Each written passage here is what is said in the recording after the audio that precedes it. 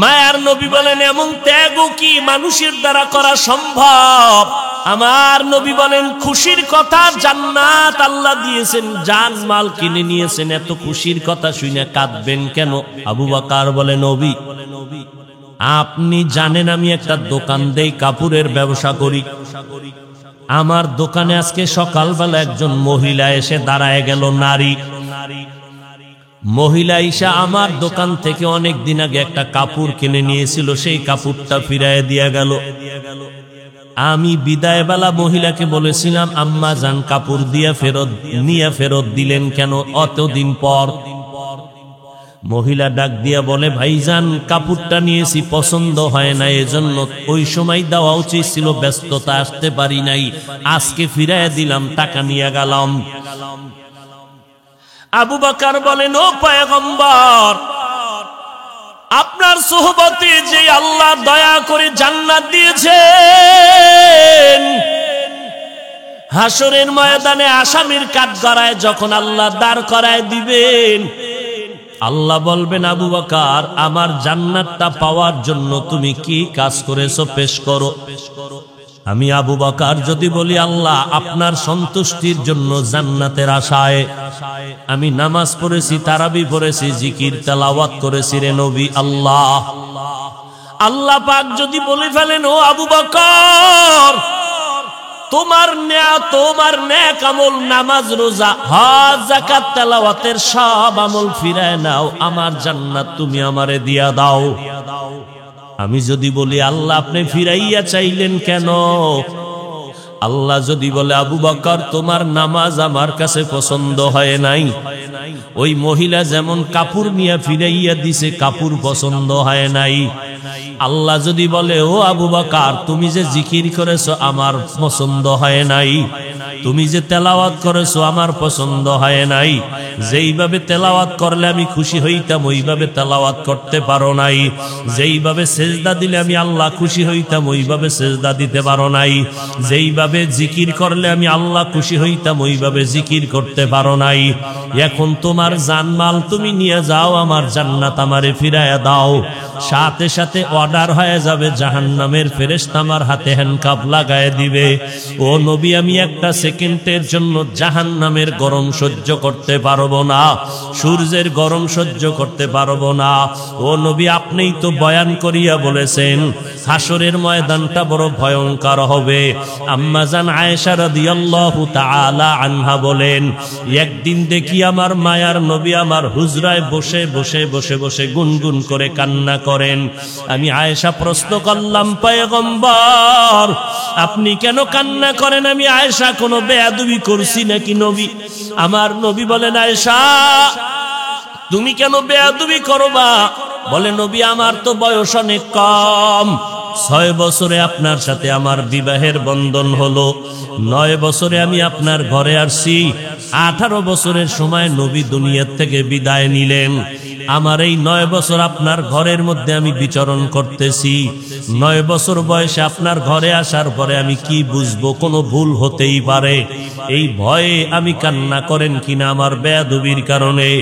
নবী বলেন না না ও আয়েশা আমি কান্না করার কারণ হাসরের ভয়ঙ্কর অবস্থার কথা আমার মনে পড়ে গেল। আম্মা জান আয়েশা বলেন নবী কেমন ভয়ঙ্কর অবস্থা হবে হাসরের মাঠে? মায়ার নবী চোখের বাড়ি ছেড়ে বলেন আয়েশা হাসরের ময়দানে সমস্ত নবী পয়গম্বর সব হাসরের মাঠের মানুষগুলো কিয়ামতের হুঙ্কার যখন শুরু হয়ে যাবে, হাসর এই জমিনটাই হবে কিয়ামতের মাঠ, সিরিয়ার জমিন হবে আমার আল্লাহর বিচারালয় আদালত, আমার আল্লাহ হবেন বিচারক। হাসরের ময়দানে মানুষগুলো উলঙ্গ দাঁড়াবে, আল্লাহর আদালতে হাজির হইয়া আল্লাহ বলবে সূর্যটা নিচে নেমে সব তাপগুলো ছেড়ে দাও। সূর্যের গরমে মাটির জমিনটা পুড়িয়ে তামা হয়ে যাবে।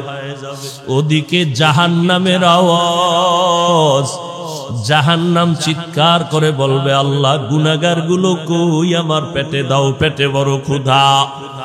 অপরদিকে আমার আল্লাহ কাহারিয়াতের আওয়াজ দিবেন, লিমানিল মুলকুল ইয়াউম লিল্লাহিল ওয়াহিদিল কাহ্হার।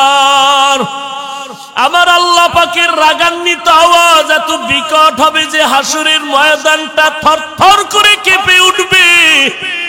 আমার মায়ার নবী কাঁদেন আর বলেন, আয়েশা,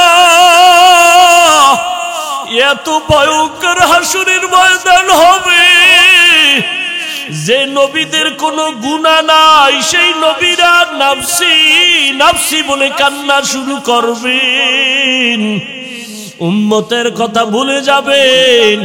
মূসা নবী কাঁদবেন, আল্লাহ আমাকে বাঁচাও। ঈসা নবী কাঁদবেন আর বলবেন, আল্লাহ আমাকে বাঁচাও। ইব্রাহিম নবী কাঁদবেন, আল্লাহ আমাকে বাঁচাও। আমার আম্মা জান আয়েশা রাদিয়াল্লাহু আনহা বলেন, নবী যখন সব নবীরা নাফসি নাফসি বলে কাঁদবে, তখন উম্মতের কি উপায় হবে? আর আপনি তো দু জাহানের সরদার, রহমাতুল লিল আলামিন। সমস্ত নবীরা নাফসি নাফসি বলে কাঁদবে, তখন আপনি দু জাহানের নবী কি করবেন? মায়ার নবী কান্না করে বলে, আয়েশা, আমি তখন নাফসি নাফসি বলে কাঁদবো না, আমি মাকামে মাহমুদে সিজদায় পড়ে যাব।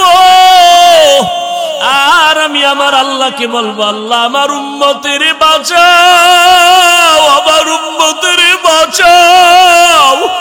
আমার একটা উম্মত যেন জাহান্নামের আগুনে না যায়, কারণ আমার উম্মতের জন্য আমার মায়া। আমার উম্মত যদি জাহান্নামে যায়, আমি জান্নাতের দরওয়াজায় যাব না। আল্লাহ বলবেন, নবী আপনি মাথা উঁচু করেন, আপনার উম্মত গুলো বেছে বেছে জান্নাতের দিকে নিয়ে যান। আম্মা জান আয়েশা বলে, নবী কোটি কোটি কোটি সহস্র কোটি মানুষের মধ্যে আপনার উম্মত গুলো কেমন করে বাছাই করবেন? মায়ার নবী বলেন, ও আয়েশা, বকরির বলো পাল, এই গরুর পাল বকরির পালে যদি কারো সাদা রেখা থাকে, ওইটা চিনা সহজ কিনা? বলে হ্যাঁ। নবী বলেন, ও আয়েশা, হাজার কোটি কোটি মানুষের মধ্যে আমার যারা খাস উম্মত হবে, আমার যারা আদরের উম্মত হবে, 5 বেলার ওযু বানাইয়া যারা নামাজের মুসাল্লায় যাবে, এদের ওযুর অঙ্গগুলো নূরের আলোর দ্বারা ঝলমল করতে থাকবে। আমি নবী দেখে দেখে বাছাই করে করে জান্নাতের দরওয়াজায় নিয়ে যাব। ও নবীর উম্মতের দল, আল্লাহর দরবারে আমলের বড় দাম। মদিনার নবী বলেন, আমল করো, তবে ইখলাসের সাথে আমল করো। ও বান্দা, অল্প আমলও যদি করো, আল্লাহর কাছে সম্মান বেড়ে যাবে। আল্লাহ পাক সম্মানের মাকাম বাড়ায় দিবেন।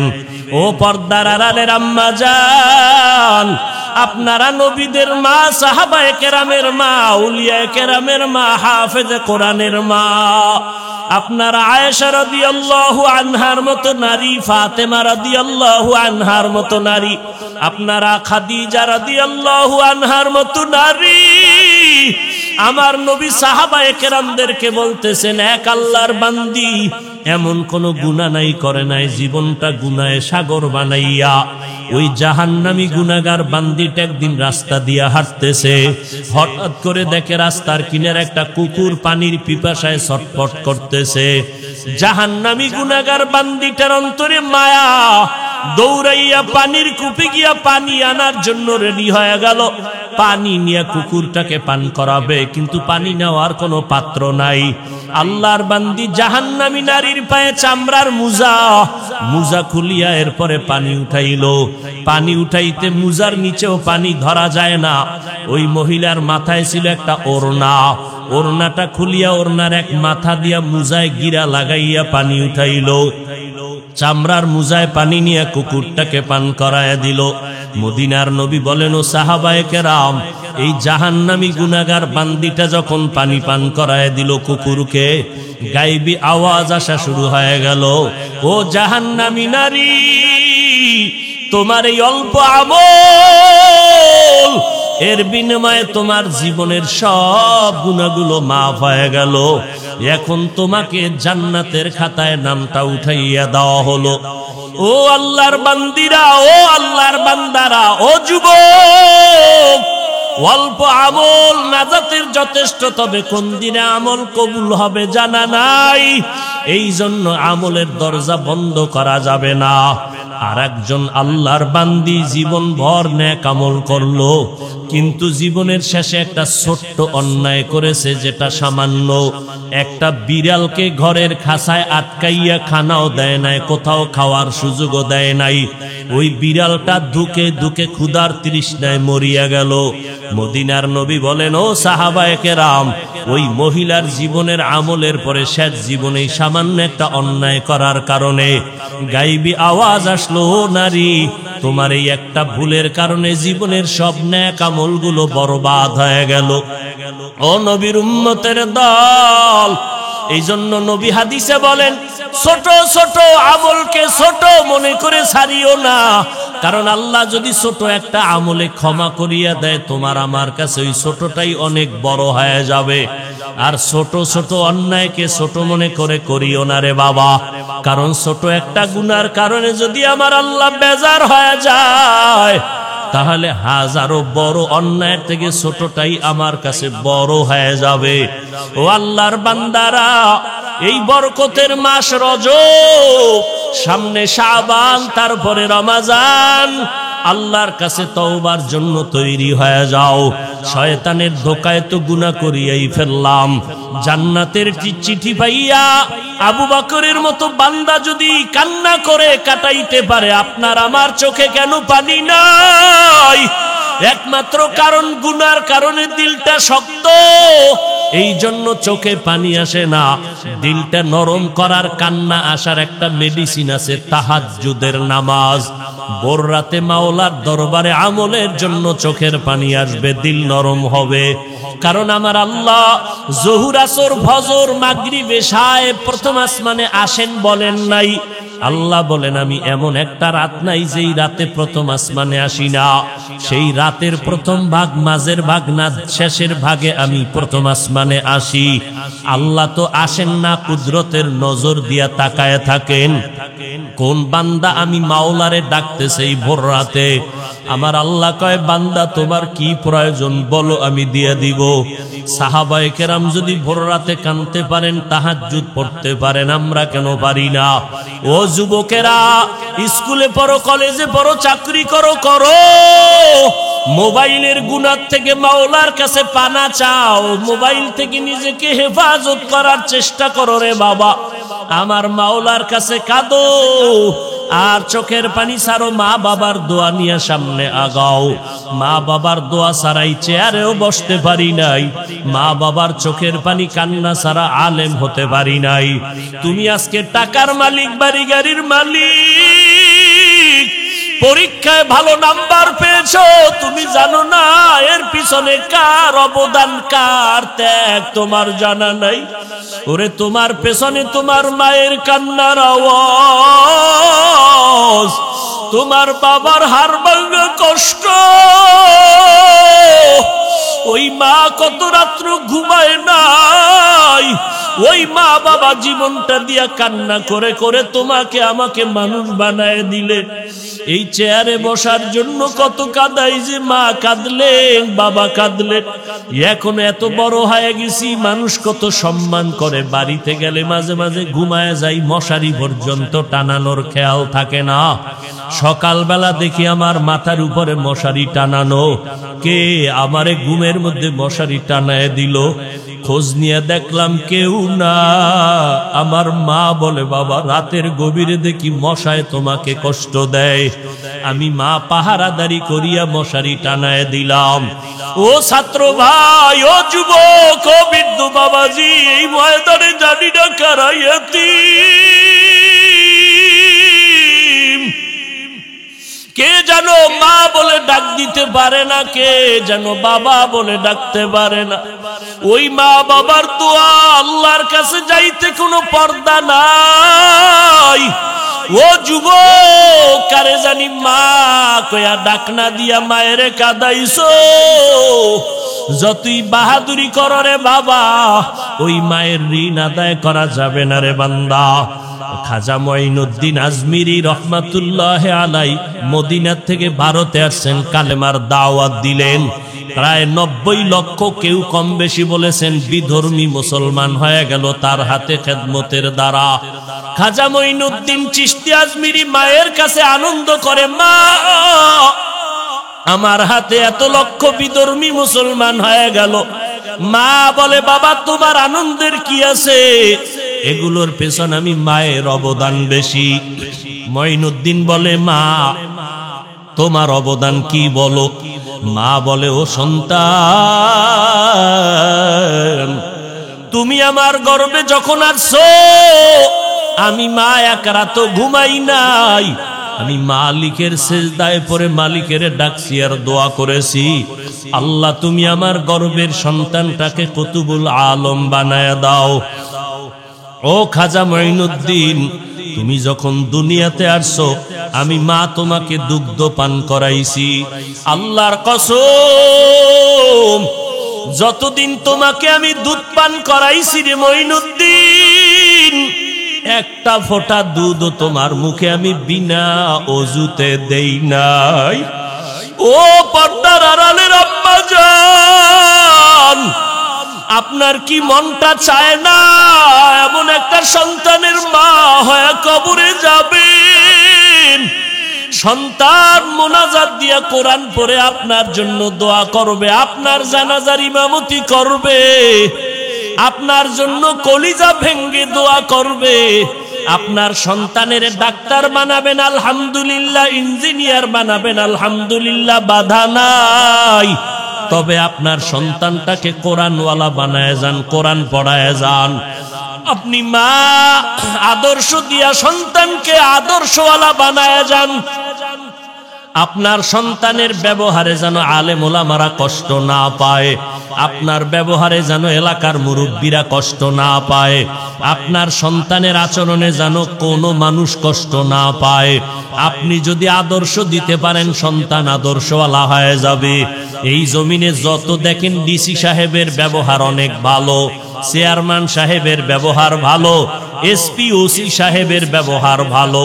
খোদার কসম করে বলে গেলাম, যত ভালো ভালো বলবেন, খোঁজ নিয়ে দেখবেন এই ভালোর পেছনে ভালো মায়ের আদর্শ নিহিত আছে। ওই মা বাবার দোয়া নিয়ে সামনে আগাওরে যুবক, কয়দিন আর দুনিয়ায় বাহাদুরি করবারে বাবা। এমন একটা দিন নাই যে যুবকের লাশের খবর নাই। এখনো যারা আমল করতে পারো না, তওবা করো, মনে মনে আমার আল্লাহকে ডাকো, আর আল্লাহকে বলো, আল্লাহ এত সুন্দর এক বেহেশতের বাগানে বসিয়া দেখি কত মানুষের চোখে পানি, আমার চোখে কেন পানি নাই? অবশ্যই আমার মা বাবা বুঝি বেজার হয়ে গেল, গুনার কারণে আমার আল্লাহ বেজার হয়ে গেল। সূর্যের গরম সইতে পারি না, মশার কামড় সইতে পারি না। ওরে গুনাহগার হইয়া যদি কবরে যাও, ওই কবরে জাহান্নামের গরম কেমন করে সহ্য করবা? ওই কবরের মাটির চাপ কেমনে সহ্য করবা? ওরে বান্দা, ঘুমানোর আগে একটু চিন্তা করিয়া তওবা করো, আর আল্লাহকে মনে মনে বলো, আল্লাহ জীবনে শয়তানের ধোকায় অন্যায় তো কম করি নাই, আলেমের বিরুদ্ধে তো কম অপপ্রচার চালাই নাই, কোরআন হাদিসের বিরোধিতা তো কম করি নাই, মা বাবারে কষ্ট তো কম দেই নাই। আজকে থেকে আল্লাহ তোমার কাছে মাথা নত করে তওবা করতেছি। জীবনে মরিয়া গেলে যাব, হায়াতের মালিক আল্লাহ, ইজ্জতের মালিক আল্লাহ, রিজিকের মালিক আল্লাহ। আমার আল্লাহ বলে, তুমি মুফতি না হইয়া মরিও না, বলে নাই ওয়ালা তামুতুন্না ইল্লা ওয়া আনতুম মুসলিমুন। আল্লাহ বলেন, মুসলমান না হইয়া কবরে আসবা না, বক্তা না হইয়া আসবা না বলে নাই, শাইখুল হাদিস না হইয়া মরিও না বলে নাই, মুফতি সাহেব না হইয়া মরিও না বলে নাই, doctor professor engineer chairman MP না হইয়া মরিও না বলে নাই। আল্লাহ বলে তোমার মাওলানাগিরি, মুফতিগিরি, শাইখুল হাদিসগিরি, বক্তাগিরির দাম আমার কাছে নাই, তোমার চেয়ারম্যানগিরি, এমপিগিরির দাম আমার কাছে নাই। আমার কাছে একমাত্র দাম হলো তুমি মুসলমান হইয়া আসো। মুসলমান হওয়া, ডাক্তার হওয়া, বক্তা হওয়া বড় সহজ, মুসলমান হওয়া বড় কঠিন। পীর হওয়া বড় সহজ, মুসলমান হওয়া বড় কঠিন। এই জন্য আল্লাহ মুমিনকে বলেন মুসলমান হইয়া কবরে আসো।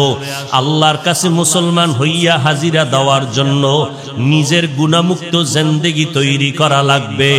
আজকে থেকে তওবা করে নিব, মরিয়া গেল নামাজ ছাড়বো না, বেপরদায় চলবো না, দাড়ি কাটবো না, আর কোনদিন জবান দ্বারা গালি দিব না, মিথ্যা বলবো না, গীবত শিকায়াত করব না, ওলামায়ে আহলে হকের পরামর্শ নিয়ে চলবো, মা বাবার খেদমত করব, দোয়া নিব, নবীজির সুন্নতের উপরে মজবুত হয়ে চলবো। আল্লাহ আমাদের সবাইকে খাঁটি তওবাওয়ালা জিন্দেগি দান করেন, তওবার উপরে মজবুত হইয়া চলার তৌফিক দান করেন, আমিন। মাদ্রাসার মুহতামিম সাহেব হুজুর, আমার কলিজার টুকরা, হাজারো লাখো আলেমের উস্তাদ হযরত আমাদেরকে নিয়ে দোয়া করবেন। আমি শুরুতেও খরিদনে কো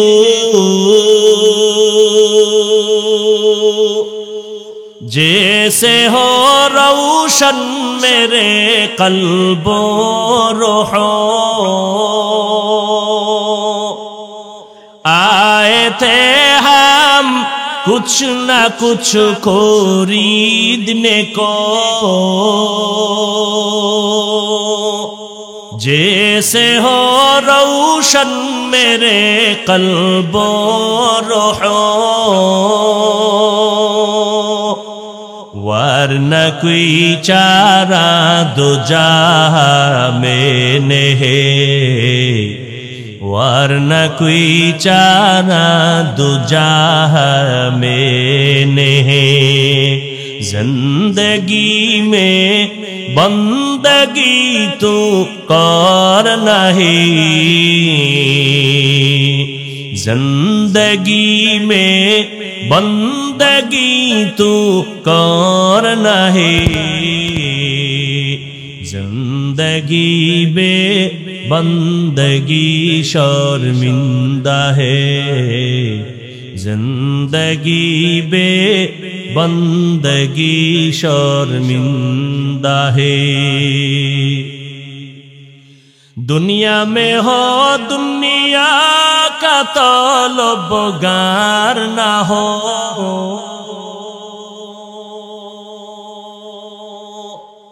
बाजार से गुजर हो खरीदार ना हो,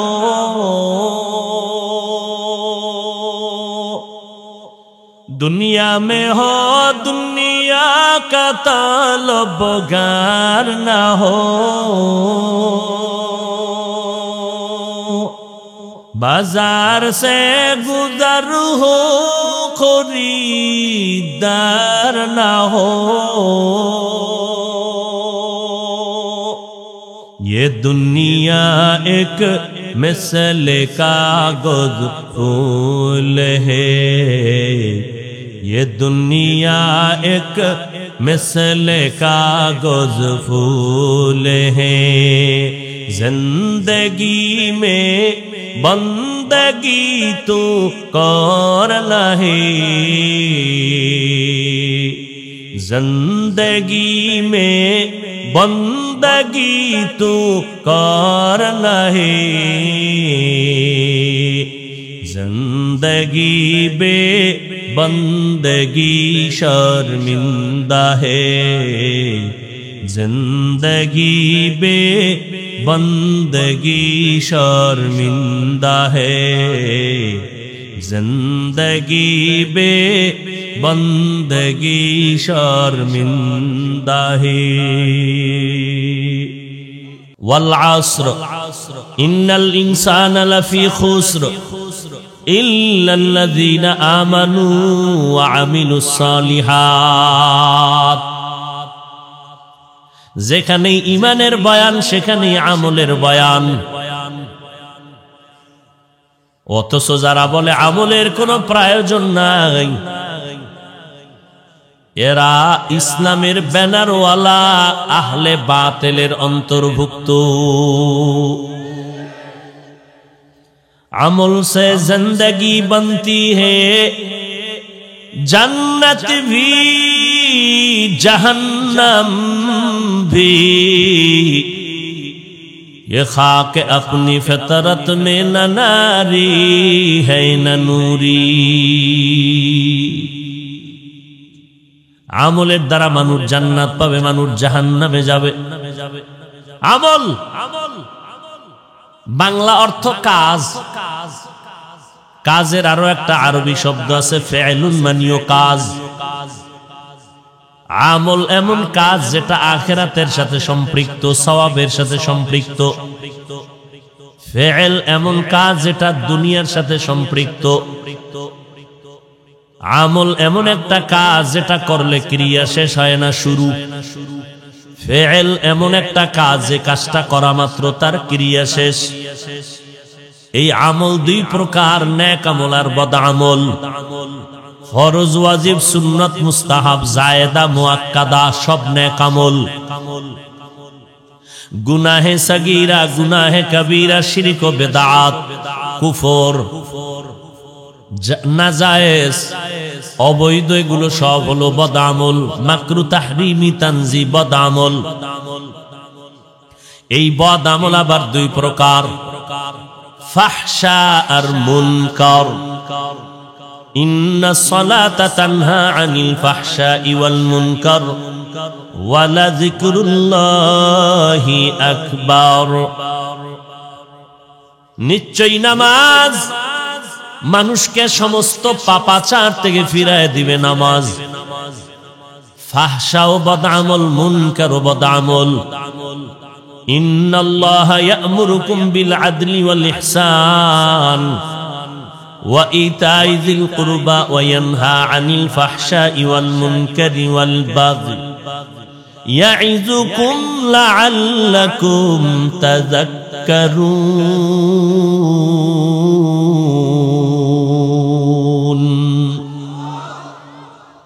ফাহশা ও বদ আমল, মুনকার ও বদ আমল, দুই বদ আমলে ব্যবধান হলো কিছু কিছু বদ আমল আছে যেটা বুঝতে পারে বিবেক দ্বারা, দলিল পর্যন্ত যেতে হয় না। আবার এমন কিছু বদ আমল আছে যেগুলো দলিল ছাড়া সমাধান নাই, বুঝে আসে না। যেগুলো দলিল ছাড়াই বুঝে আসে এটা বদ আমলের নাম ফাহশা। যেগুলো দলিল ছাড়া সমাধানের পথ খোলা যায় না এর নাম মুনকার। যেমন মিথ্যা কথা বলা বদ আমল না নেক আমল? কি ভাই, কথা বলতে হবে। বদ আমল, এটা বুঝার জন্য দলিল লাগবে। মিথ্যা কথা বলা বদ আমল, বুঝতে দলিলের প্রয়োজন আছে। বিবেক আমাকে সিগন্যাল দিয়ে দিছে মিথ্যা বড় বদ আমল। কারণ দুনিয়ার কোনো বেঈমান, কোনো মুমিন এই মিথ্যা পছন্দ করে না। মা মিথ্যা বলবে, বাবা বলবে, সন্তান মেনে নেয় না। সন্তান মিথ্যা বলবে, মা বাবা মেনে নেয় না। যদিও দলিল আছে, দলিল পর্যন্ত যাওয়ার প্রয়োজন নাই। মিথ্যা কথা বলা মহাপাপ। আল্লাহ দলিল মওজুদ রেখেছেন, ওয়াইলুন ইয়াউমাইযিল লিল মুকাজ্জিবিন, ওয়াইলুন ইয়াউমাইযিল লিল মুকাজ্জিবিন। মিথ্যাবাদীর জন্য ওয়াইল নামক জাহান্নাম, মিথ্যাবাদীর জন্য ওয়াইল নামক জাহান্নাম। ইয়াকুম ওয়াল কিযব ফাইন্নাল কিযবা ইয়াহদি ইলাল ফুজুর ফাইন্নাল ফুজুরা ইয়াহদি ইলান নার। মিথ্যা বলা মহাপাপ, তার দলিল আছে, তবে দলিল পর্যন্ত পৌঁছা লাগে না। বিবেক দিয়ে সমাধান হয়ে যায় মিথ্যা বড় মহাপাপ। গালি দেওয়া সওয়াব না গুনাহ? বদ আমল না নেক আমল? বদ আমল। গালি দেওয়া হারাম, গালি দেওয়া শোনাও হারাম। এটা বুঝার জন্য দলিল লাগবে না, বিবেক যথেষ্ট। প্রত্যেকের বিবেক বলে গালি পছন্দ নয়। কোন বেঈমান গালি পছন্দ করে না, মুমিন গালি পছন্দ করে না। যদিও সাধারণ মানুষের তুলনায় এখন আলেমদের জবানেও গালির বয়ান চলে। গালি ছাড়া আওয়াজ চলে না, তাও সাধারণ গালি না, বড় হুজুরের গালিও বড়। কাফের ছাড়া গালি চলে না, মুশরিক ছাড়া গালি চলে না, মুরতাদ ছাড়া গালি চলে না। এইভাবে গালি দেওয়া আজ এখন ট্রেডিশনে পরিণত হয়ে গেছে। যে যত কাউকে ছোট করতে পারে মনে করে তার দাম বেড়ে যায়। মিথ্যা কথা মহাপাপ জানার পরও একজন বলে মিথ্যা না বললে ব্যবসা চলে না, এরকম নাই? আর মোবাইলে যেই পরিমাণ মিথ্যা কথার চর্চা করাইলো, 10টার সময় ঘুম থেকে উঠা স্যারের টেলিফোন করলেন, স্যার আপনি কই আছেন? স্যারে মনে করছে কোন বিপদ জানি, কয় আমি দুনিয়ায় নাই, মোবাইল কানে নিয়ে আমি জমিনেই নেই। মিথ্যার একমাত্র গোডাউন এই মোবাইলের দ্বারা।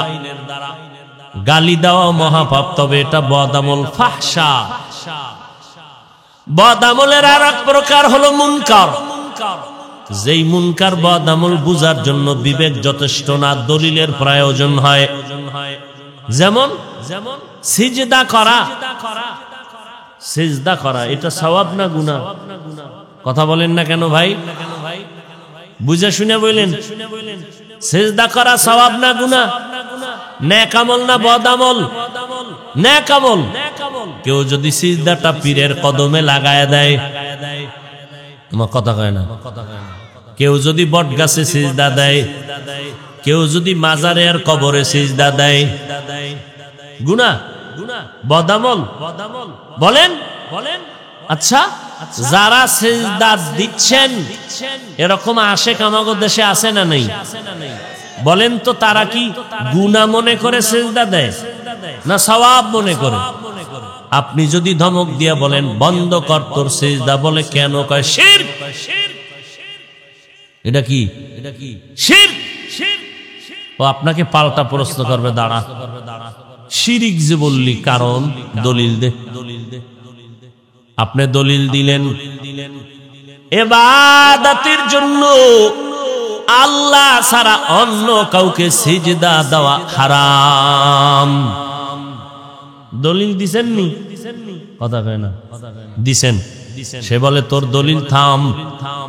এবার আমার জবাব নে, আমরা যারা পীরের কদমে সিজদা দেই, মাজারে দেই, এটা ইবাদাতান সিজদা দেই না, তাজিমান সিজদা দেই, সম্মানের সিজদা। এমন নাউজুবিল্লাহ পরে বলেন, আগে বুঝেন। আপনি প্রশ্ন করলেন তুমি যে সম্মানের সিজদা দাও, দলিল? দলিল নিবি, চেঁচামেচি করো কেন? এক নাম্বার দলিল, ইয়া আদম উসজুদু লি আদম, ও ফেরেশতারা আদম রে সিজদা করো। ফাসাজাদু ইল্লা ইবলিস, সব সিজদা করলো, ইবলিস সিজদা করে নাই। আদমকে সিজদা করেছে সবাই, সম্মানের সিজদা। ফেরেশতারা যদি নূরের তৈরি হইয়া আদমের সম্মানের জন্য সিজদা দেয়, আমরা পীরের কদমে আর মাজারে দিলে সমস্যা কোথায়? দলিল তো টাইট। এই মৌলবী, শরীয়তের মোল্লারা, কয়েক টাকার এলেম আছে তোমার? দ্বিতীয় দলিল শুনে নাও, ইন্নী রাআইতু আহাদা আশারা কাওকাবান ওয়াশ শামসা ওয়াল কমার রাআইতুহুম লি সাজিদিন। ইয়াকুব নবী তার স্ত্রী ইউসুফ নবীর আরো 11 ভাই মিলিয়া মিশরে গিয়া ইউসুফ নবীর কদমে সিজদা করেছেন, সম্মানের সিজদা। দলিল দিয়ে আপনাকে বস করে দিল। এখন টাটকা দুইটা দলিল দিছে। এখন এটারে ঠাডা ভাঙ্গা দলিল না দিলে আগানো যাবে না। এবার একজন ভালো আলেম লাগবে, আমলওয়ালা আলেম, যার কথার ভিতরে কলবে ধাক্কা লাগে। এই আল্লাহর গোলাম, তোমার দলিল আমি এক পার্শ্বে রেখে প্রশ্ন করলাম, বলো তুমি আদম নবীর উম্মত নাকি ইউসুফ নবীর উম্মত? বলো। বর্তমানে কোন আশেক বলবে কি আমি আদমের উম্মত, ইউসুফের উম্মত? কার উম্মত? মুহাম্মাদুর রাসূলুল্লাহ।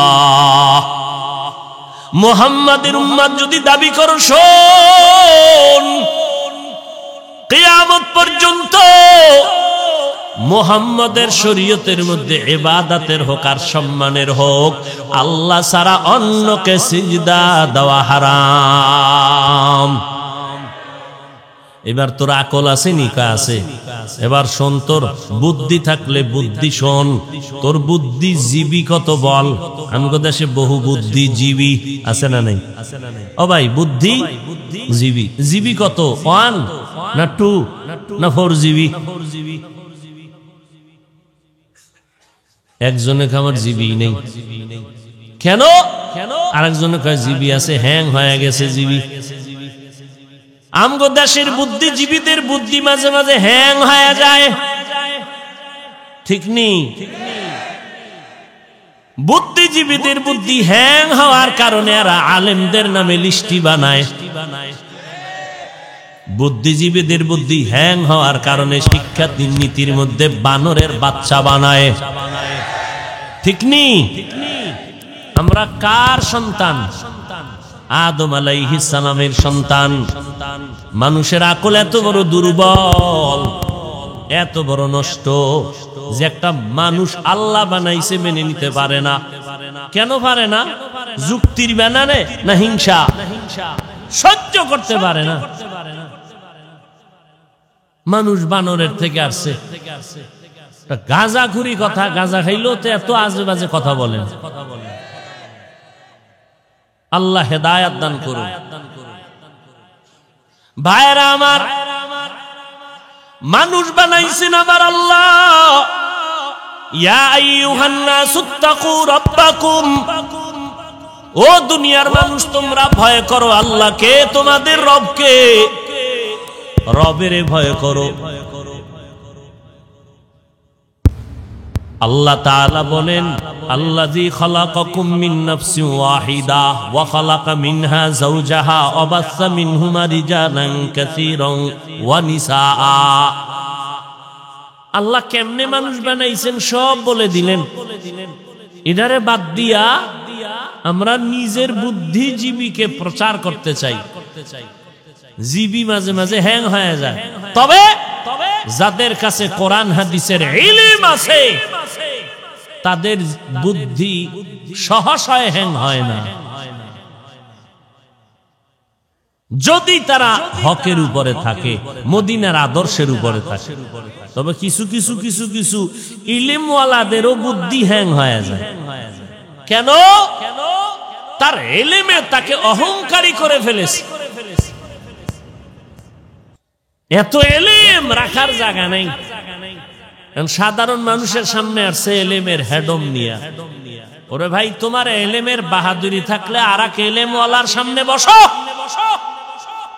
সাধারণ মানুষের সামনে এলেমের বাহাদুরি কেন? আল্লাহ হেদায়াত দান করুন। ভাইরা আমার, মুহাম্মাদি শরীয়তের মধ্যে আল্লাহ ছাড়া অন্যকে সিজদা দেওয়া হারাম। আচ্ছা, যদি তুমি সিজদা দিতে চাও সম্মানের জন্য তোমার পীরের বায় মাজারে দরবারে, একটু জবাব দাও, আমার নবী মুহাম্মদের থেকে বড় পীর সাহেব আছে কে? আমার নবীর থেকে বড় বিশ্বাস নাই। আব্দুল কাদের জিলানী, খাজা মঈনুদ্দিন, কেউ নাই। সবাই একমত আমার নবীজির থেকে দামি কোন পীর নাই। জমিনের মধ্যে মাজার আছে না? মাজার বলেন, আমার নবীজির মাজার থেকে দামি মাজার কোনটা? ইব্রাহিম নবীর মাজার, মুসা নবীর মাজার। দ্বিতীয় কথায় আমরা সবাই একমত, এক নম্বরে আমার নবীর মতো কোনো পীর নাই, দ্বিতীয় নবীর মাজারের মতো কোনো দামি মাজার নাই। 3 নম্বর কথা, আমগো দেশে দরবার শরীফ আসেনি। বলেন, মদিনার দরবার থেকে দামি দরবার কোনটা? আজমিরের দরবার, নিজামুদ্দিন আউলিয়ার দরবার, মাইজ ভান্ডারের দরবার, আদ্রশির দরবার, চরমনাই সারসিনার দরবার। 3টা কথা একমত হয়ে গেলাম, নবীর থেকে জমিনের মধ্যে কোনো পীর নাই। আমার নবীর মাজার শরীফ থেকে জমিনে কোনো দামি মাজার নাই, আমার মদিনার দরবার থেকে দামি কোনো দরবার নাই। মাজারে সেজদা দিলে যদি আল্লাহ খুশি হয়, প্রথম সেজদা মদিনার নবীর মাজারে লাগাও। দরবারে গরু আর উট কাটলে যদি সওয়াব হয়, মদিনার দরবারে আগে বড় গরু নিয়ে জবাই করো। মাজারে মোমবাতি জ্বালাইলে যদি আল্লাহ খুশি হয়, বড় একটা মোম অর্ডার দিয়া বিমানে নিয়ে তারপরে মদিনার রওজায় মোমবাতি জ্বালাও। বলো জাতি জানতে চাই, মদিনার নবীর মাজারে আর মদিনার দরবারে সেজদা চলেনি, মোমবাতি জ্বলেনি, গরু জবাই চলেনি। ফাইনাল জবাব কানে নাও, আমার মদিনার নবীর দরবারে আর মাজারে যা চলবে না, দুনিয়ার কোন মাজারে আর দরবারেও তা চলতে দেওয়া হবে না। সোজা কথা, এখানে বাঁকা কথা। বাঁকা কথার নাম জুতার বাড়ি। আল্লাহ হেদায়াত দান করুন। ভাইরা আমার, আল্লাহ বলেন নেক আমল করো। কি পরিমাণ নেক আমল করবা? মদিনার নবী বলেন বেশি আমলের দরকার নাই, তবে আমল যেটা করবা যেন ভালো আমল হয়ে যায়। আমলের মতো আমল করবা ভালো, যে আমলটা করবা জান্নাতের দরজা খুলে যাবে। আখলিস দীনাকা ইয়াকফিকাল আমালুল কলিল, অল্প আমল করো জান্নাতের দরজা খুলে যাবে যদি আমলের মধ্যে আমার ইখলাস পাওয়া যায়। ইখলাস মানে খালিসান লিওয়াজহিল্লাহি তাআলা, আমি যা করব সব আমার আল্লাহর সন্তুষ্টির জন্য। আল্লাহর সন্তুষ্টির জন্য তুমি ব্যবসা করো, এই ব্যবসা তোমাকে জান্নাতে নিয়ে যাবে। আল্লাহর সন্তুষ্টির জন্য তুমি চাকরি করো, ওই চাকরি তোমাকে জান্নাতের পথে নিয়ে যাবে। আর আল্লাহর সন্তুষ্টি বাদ দিয়া যদি তাহাজ্জুদ দ্বারাও কোনো লাভ হবে না। এরে নবীর উম্মতের দল, আমল একের পিঠে শূন্য দিলে যেমন একের মান বেড়ে যায়, ইমানের পিঠে আমল লাগায় দাও, ইমানের মান আরো বেড়ে যাবে। সাহাবায়ে কেরামদের থেকে বড় মুফতি সাহেব, বড় বুজুর্গ, বড় মুহাদ্দিস, বড় মুফাসসির জমিনে কেউ নাই, আসবেও না। আবার এই সাহাবায়ে কেরামের মধ্যে 10 জন সাহাবা জান্নাতের টিকিট পেয়েছিলেন। ওই 10 জন সাহাবা জান্নাতের টিকিট পাওয়ার পর নাকে তেল লাগাইয়া ঘুমানোর কথা ছিল আমগো বাঙালির মতো। কি বাঙালি যদি নামাজ পড়ে কোন রকম, এর মধ্যে কি বাপ মনে করে সবাই আমার সালাম দিবে, আমি দিব কেন? আমি নামাজি। বেনামাজির সি সি করে তাড়ায় দেয়। ধাক্কা দিয়া তাড়াইয়া দেওয়া সহজ, বুকে লাগাইয়া আল্লাহর ঘর পর্যন্ত নেওয়া বড় কঠিন। সাহাবায়ে কেরাম জান্নাতের টিকিট পাইয়া নিশ্চিন্তায় ঘুমাবে। লঞ্চে যাবেন বরিশাল থেকে ঢাকা, কেবিন একটা ভিআইপি কেবিন পাইছেন, টিকিট ওকে। তার তো কেউ টেনশন নাই, যারা পায় না এরা লাইনে দাঁড়ায় রয়েছে, মারাত্মক অবস্থা, না ঘুম না খাওন, টিকিট পাই নাই। আর যে পাইছে তার কোনো চিন্তা নাই, বাঙালি তো দিছে ঘুম। ঘুমের থেকে উঠে দেখে 9টার লঞ্চ, ঘুমের তো উঠছে 11:30টায়, উঠে দেখে লঞ্চ গেছে গা সে চাঁদপুরের কাছে। এগুলো বাঙালির অবস্থা। আর সাহাবায়ে কেরাম জান্নাতের টিকিট পাইয়া ইবাদত আরো বাড়ায় দিলেন। পয়গম্বর বলতেছেন, আমি দেখতেছি মসজিদে নববীর মধ্যে কান্নার আওয়াজ। কে কান্না করে? কিসের আওয়াজ?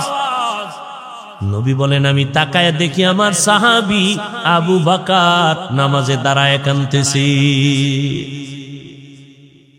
নামাজ শেষে নবী বললেন, আবু বকর নামাজের ভেতরে দাঁড়াইয়া কেন কাঁদেন? আবু বকর বলে, পয়গম্বর হাসরের ময়দানের কথা মনে পড়ে গেছে, এই জন্য কান্না করি। বলে, কেমনে মনে পড়ে গেল? আবু বকর বলেন, পয়গম্বর নামাজে দাঁড়াইয়া কোরআনে হাকিমের ওই আয়াত আমি বারবার পড়তেছিলাম, ইন্নাল্লাহা আশতারা মিনাল মুমিনিনা আনফুসাহুম ওয়া আমওয়ালাহুম বিআন্না লাহুমুল জান্নাহ। আল্লাহ বলেন আমি মুমিনের জান মাল কিনে নিয়েছি, বিনিময়ে মুমিনকে জান্নাত দিয়েছি। নবী কয় এটা তো খুশির কথা, কাঁদলেন কেন? আল্লাহ মুমিনের জান মাল নিয়েছেন, বিনিময়ে মুমিনের জান্নাত দিয়েছি। এটা খুশির কথা না? খুশির কথা না? আবু বকর কাঁদে। আবু বকরের এত দাম কেন? ইজা জাআ নাসরুল্লাহি ওয়াল ফাতহ ওয়া রাআইতান নাসা ইয়াদখুলুনা ফি দীনিল্লাহি আফওয়াজা। সুসংবাদ আমার নবীর জন্য। দলে দলে দলে দলে বিধর্মীরা কালেমার পতাকা তলে ঢুকতেছে, খুশির খবর। সাহাবায়ে কেরামের মনে আনন্দ, কিন্তু আবু বকরের চোখে পানি। আবু বকর খুশির আওয়াজ পেয়ে কেন কাঁদো? আবু বকর বলে আমি কাঁদতেছি ইজা যা সূরা দিয়া আমার আল্লাহ আনন্দের খবর দিয়া ইশারা দিছে মদিনার নবী আর জমিনে থাকবে না। এই জন্য আবু বকর আল্লাহর কাছে এত দামি। মদিনার নবী বলেন, ও সাহাবায়ে কেরাম যুদ্ধে যাব, দান করো, দান করো, প্রাণ পুরে দান করো। আবু বকর মনে মনে খুশি, দান করবেন। ওমরের মনটা আনন্দিত, আজকে এত বেশি পরিমাণ দান করবেন, নবীর দোয়াটা আলাদা পেয়ে যাবেন। ওসমান রাদিয়াল্লাহু তাআলা আনহু আনন্দে আনন্দে বাড়ি যায়, আমি বেশি দান করব, নবীর দোয়াটা আলাদা পেয়ে যাব। হযরত আলীও দান করবেন, মনে খুশি আমি আজকে বেশি দোয়া পাবো। আবু বকরের ভয়, আমার তেমন সম্পদ নাই, আমি কেমনে নবীর সামনে দাঁড়াবো। সবাই যার যার সাধ্যমতো সম্পদ দিয়ে নবীর সামনে হাজির হয়ে গেলেন। ওমর দান করলেন, উসমান দান করলেন, আলী দান করলেন, আবু বকর দান করলেন। নবী বললেন, আলী কি পরিমাণ দান করলেন? নবী এই পরিমাণ, উসমান এই পরিমাণ, ওমর অর্ধেক দিয়ে দিলাম। আমার নবী বলেন, আবু বকর আপনি কেন? নবী বলেন, কোনো পরিমাণ নাই, আমার ঘরে আমি ঝাড়ু দিয়া যা পেয়েছি সব আমি আপনার কাছে দিলাম। আপনি নবী ছাড়া আর আমার আল্লাহ ছাড়া আমি আবু বকরের কেউ নাই। আবু বকর এই কথা বলতে সাহাবী ওমরের মাথা নত হয়ে গেল, ওসমানের মাথা নত। এত পরিমাণ সম্পদ দিয়েও বুঝি নবীর কলিজার দোয়াটা পাইলাম না। আবু বকর বুঝি নিয়ে গেল, নবীও পেরেশান। এই পরিমাণ ত্যাগ আবু বকর করেছে, এটা কেমন করে সম্ভব? নবীও পেরেশান। হঠাৎ করে জিবরাইল আসে হাজির। জিবরাইল আমার নবীর কানে ডাক দিয়ে কয়, পয়গম্বর আপনাকে আল্লাহ সালাম জানায়, আজও জানাইছেন, তবে আজকে আলাদা করে আমার আল্লাহ আবু বকরেরও সালাম দিয়েছে। মায়ার নবী চোখের পানি ছেড়ে দিয়েছেন। আর জিবরাইল বলে, নবী জানতে চেয়েছেন আবু বকর তোমার মনের কি হালাত? নবী বলেন, আবু বকর শুনছেন নি, আপনার কপালের দরজা খুলে গেছে। আজ আল্লাহ আপনাকে সালাম দিয়েছেন, আর আল্লাহ জানতে চেয়েছেন আপনি মনের কি হালাত। আবু বকর হাউমাউ করে কান্না শুরু করলেন, নবী ও পয়গম্বর, আমি আবু বকরের মনের কি ভেদ বলবো? আমি ছিলাম মক্কা নগরীতে এক জাহান্নামের আসামি। কে জানতো চিন্তা আমি আবু বকরকে। আজ আপনার সোহবতে আসার পর আমার আল্লাহ আমাকে সালাম পাঠাইছেন, এর থেকে পাওয়ার আর আবার কিছুই নাই রে নবী। কে সে আবু বকর? সারাটা রাত যদি শুধু আবু বকরের ঘটনা বলি শেষ করা যাবে না রে বাবা। জান্নাতের টিকিট পাইয়াও আবু বকর নামাজে দাঁড়ায় কাঁদতেছেন। নবীর জীবনে দুইটা সফর হয়েছে, একটা আনন্দের আর একটা কান্না। এক সফর আসমানে আর এক সফর জমিনের ভেতরে। আবু বকর জমিনের সফরের সাথে আবু বকর মায়ার নবী হিজরতের রাতে ঘর থেকে বের হইয়া ডাইরেক্ট আবু বকরের ঘরে গিয়া দাঁড়ায় সালাম দিলেন। আস্তে করে দেওয়া মাত্র দরজা খুলে গেল। আবু বকর দরজা খুলে দিলেন, সালাম দিলেন। নবী আশ্চর্য হয়ে বললেন, আবু বকর আপনি কি ঘুমান নাই? আবু বকর চোখের পানি ছেড়ে বলেন, পয়গম্বর আপনি বহু আগে আমার কানে আওয়াজ দিয়েছেন হিজরতের পথে আমি আপনার সঙ্গী হব। আল্লাহর জাতের কসম আমি যত ব্যস্ত থাকি না কেন রাতের বেলা একটা সেকেন্ডের জন্য ঘুমাই না, কানটা লাগায় অপেক্ষায় থাকি কখন মদিনাওয়ালা নবী আমাকে এসে ডাক দিবে, আমি রসুলের সাথে সাথে সাথে বের হয়ে যাব মদিনার পথে।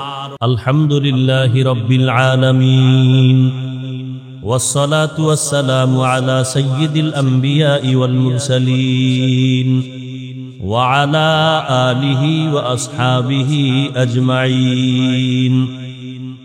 নবীজি হাদিসে বলেছেন, যারা দোয়ার শুরুতে তিনবার মুহাব্বতে ইয়া আরহামার রাহিমিন পড়বে তাদের দোয়া আল্লাহ খালি ফেরত দিবেন না। ইয়া আরহামার রাহিমিন, ইয়া আরহামার রাহিমিন, ইয়া আরহামার রাহিমিন। রব্বিরহামহুমা কামা রব্বায়ানি সগীরা।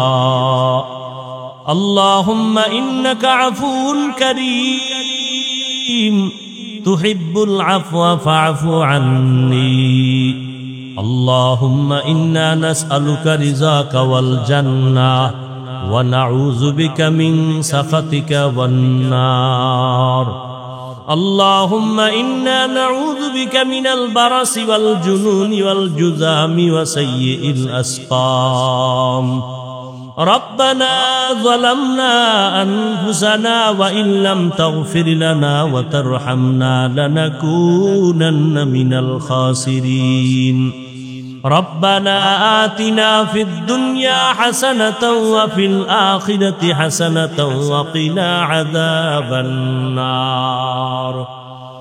ربنا وآتنا ما وعدتنا على رسلك ولا تخزنا يوم القيامة إنك لا تخلف الميعاد.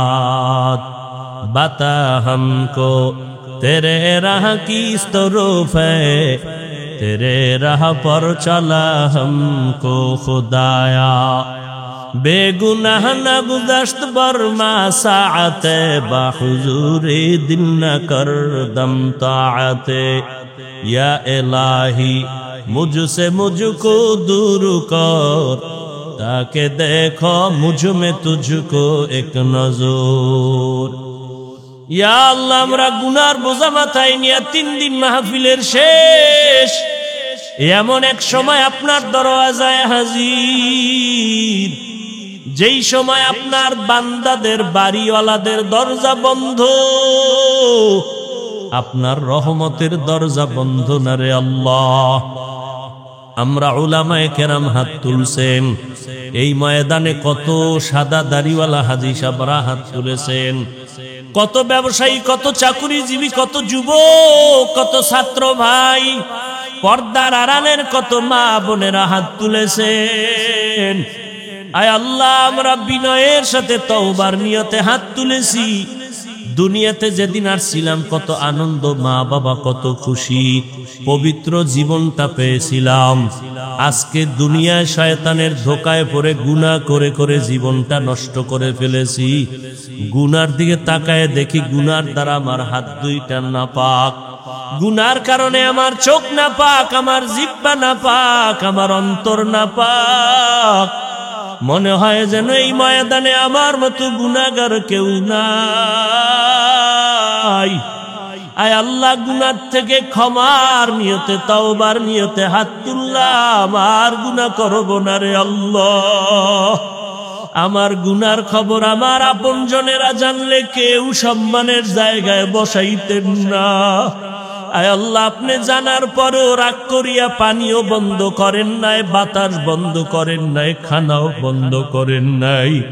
আয় আল্লাহ, সম্মানের জায়গায় বসাইছেন। এই চেয়ারে বসার মতো ইলম নাই, আমল কিছুই নাই। কেন সম্মানের জায়গায় বসাইছেন তাও জানি না রে আল্লাহ।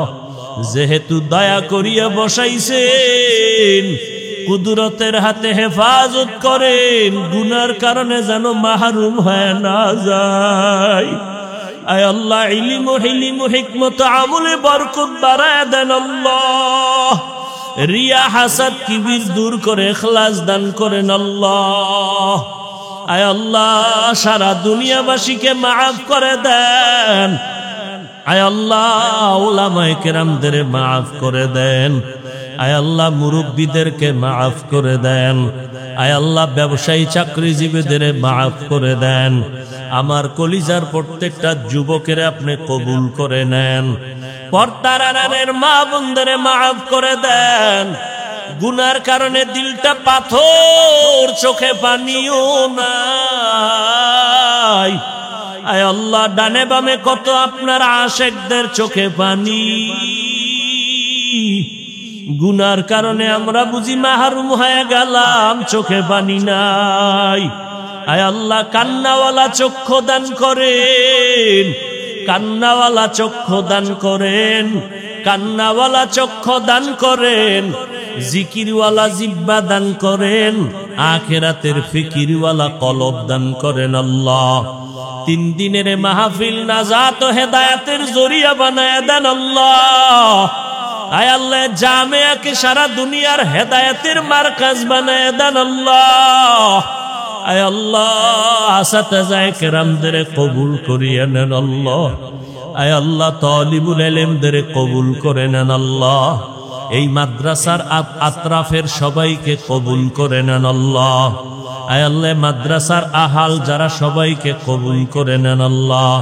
আয় আল্লাহ, মুহিব্বিন মুতাআল্লিকিন যারা সবাইকে কবুল করে নেন, মুখালিফিন যারা সবাইকে মুআফিক বানায় দেন। আয় আল্লাহ, এই গভীর রাতে যদি আপনি গুনার কারণে আমাদের খালি ফিরাইয়া দেন, কোথায় যাব? যদি আমাদের ক্ষমা না করেন, রহমান নামটা কেন রাখলেন আল্লাহ? গফফার নামটা কেন রাখলেন? কত বড় বড় বড় বড় জাহান্নামীকেও তো আপনি মাফ করেছেন। আমরা তো আপনার আদরের নবীর উম্মত, যেই নবীকে দেখি নাই, নবীর আদর্শের টুপি লাগাইলাম, দাড়ি রাখলাম, জামা পরলাম, নামাজ পড়ি, পর্দা করি, হালাল খাই। কত দুনিয়াওয়ালারা টুপিওয়ালা বলে গালি দেয়, তারপরে টুপি ফালাই না। দুনিয়াদারেরা পাগড়িওয়ালা বলে গালি দেয়, পাগড়ি ফালাই না রে বলি। কওমি মাদ্রাসায় পড়ার কারণে কত মানুষ বাজে কথা বলে রে মাওলা। হায় আল্লাহ, এত বাজে কথার পরও আপনাকে ভুলি নাই। নবীজির আদর্শের টুপি দাঁড়িয়ে এত সুন্দর, না জানি আমার মায়ার নবী কত সুন্দর।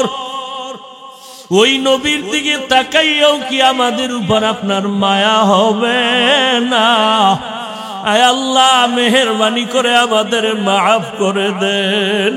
সারা দুনিয়াবাসীকে মাফ করে দেন আল্লাহ। বাংলাদেশ শান্তির দেশ বানায় দেন আল্লাহ।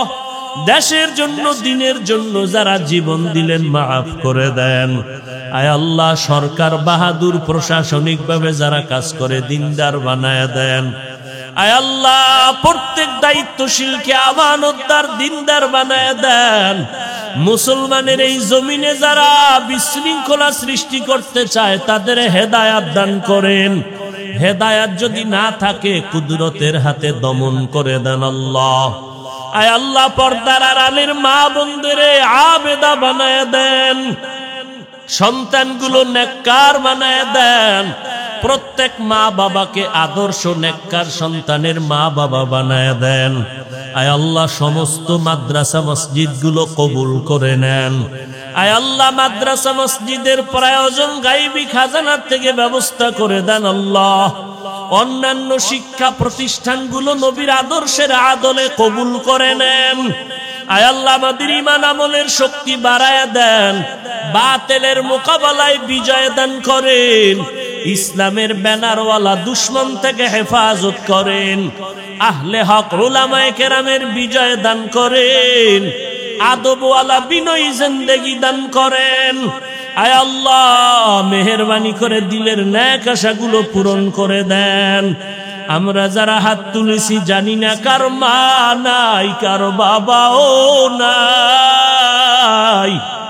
আয় আল্লাহ এতিমের মতো এখানে হাত তুলেছেন, ও সন্তানেরা ওই মা বাবার চেহারাটাও কি মনে পড়ে না? ওই মা বাবার জন্য কি অন্তরে মায়া হবে না? যেই মা বাবা তোমাকে আমাকে মানুষ বানাইতে গিয়া কত কান্না কাঁদলেন, মা বাবার জীবনটা কষ্টে কাটাইছেন, অন্যের বাড়ি কাজ করে করে কষ্ট করে মা বাবা মানুষ বানায় গেলে কত সময় আব্বা জানের মনে চাইতো একটা ইলিশ মাছ কিনিয়া খানা খাবে, কিন্তু টাকা ছিল না যে কিনিয়া খাবে। মা কত মনে চাইছিল ফল খাবে, টাকা নাই, কিনতে পারে নাই, খেতেও পারে নাই। আজকে তুমি সন্তান, তোমার ফ্রিজে মাছ গোশত আর ফলে